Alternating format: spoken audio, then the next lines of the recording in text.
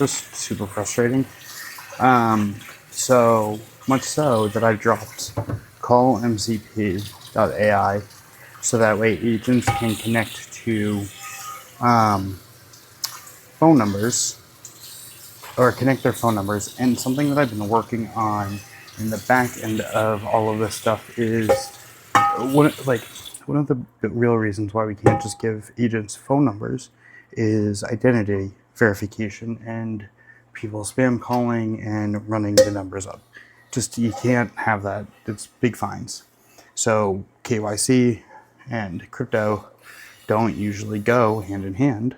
So the best way to do this is have a almost like a trusted, probably secure contact list with like a double opt-in, maybe a double sign or something. I don't know.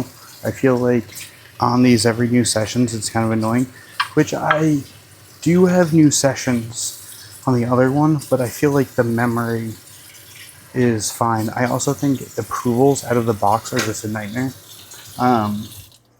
You can't just setting up approvals is difficult in general, especially around finance and crypto and wallets. And the way that the ACP is set up is generally just more difficult because I feel like I constantly have to sign.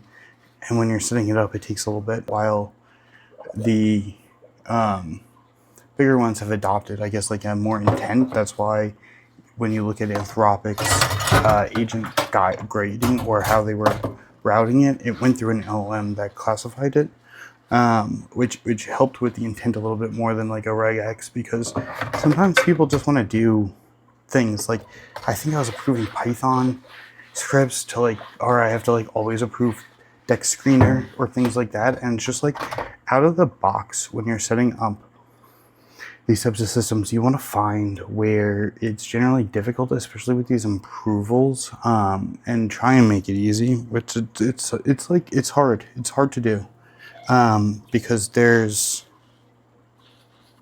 how far do you want to take it? There's risks involved, especially with keys and the amount of hacking and stuff that goes on in the general risk. So you will soon be able to call in to one number, and we're opening up the Kai calls directory. So you will soon be able to call into Kai directory number and ask for any business who is a part of Kai calls and automatically be routed to them. You'll also just be able to ask for any service like a Google 411 and be routed to them as well.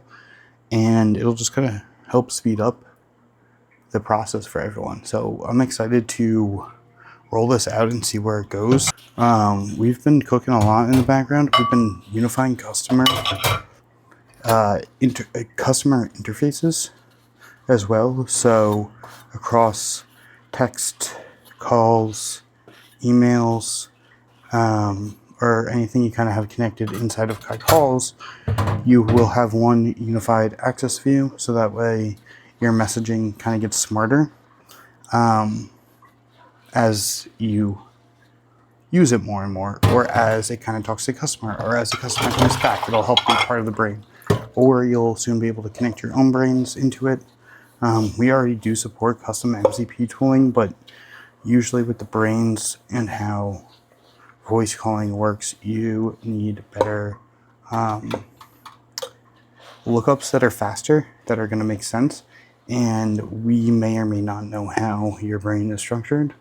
And the reason for that is because phone calls are just the beginning. It's going back to like being able to maybe do simpler times and simpler things, but having things handled.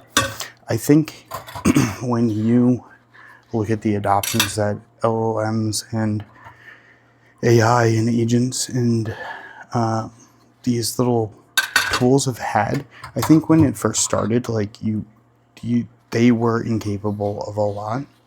You would ask them a question and you would get a bad answer. And worst of all, it couldn't do anything for you.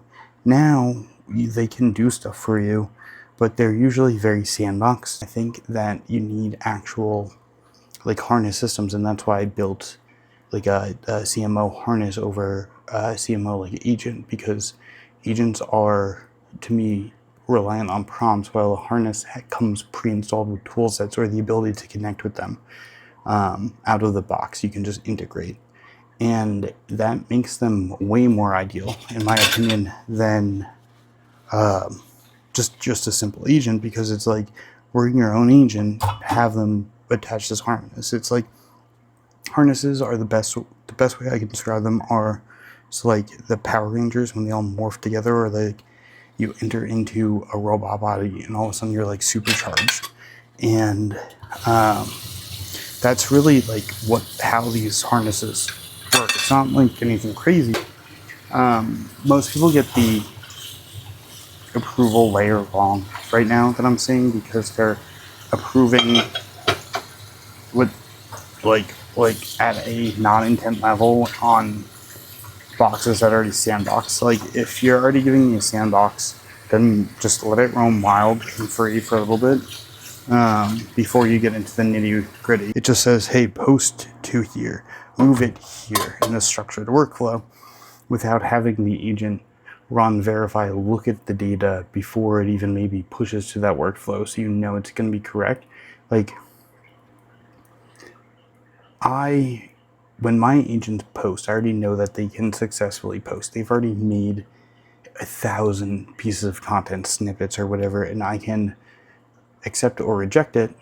And it's easier to have it give me lots of variations that I can cull through to find the best than it is to sit there and think about what might be better or whatever, and only get 5 or 6 out of them. Say 5 or 6 videos out of a cut or an edit or an ad, right? Like I can just throw more at a given topic or area in split test. So you just can't get that with the other systems, or you just can't get that type of level of sophistication, I feel like, by running these innate end flows or make flows effectively, or even some of these multi-agent flows, because they're just not set up to scale in the way that you like. What it comes down to is the way I was describing it to someone else: spend, send, publish, or approval. Everything before that, it's a dry run, it's a sandbox. Those are the only 3 things that matter. So it's like they can draft as many email campaigns, Facebook campaigns, whatever, until it's spending, sending, or publishing, then I come in. But before that, everything's already sandbox. Run the code, write the code. Like, it shouldn't matter that much. And if it does, then you probably have other problems. Like if you don't have, and this doesn't really apply for coding as much, I feel like, because coding you already have a lot of guardrails. With publishing, like workflows, making sure you don't just push to production YOLO, or having backups effectively. You just don't have that type of protection when you are sending money, making trades, turning on ads sometimes, or even creating ads and copy.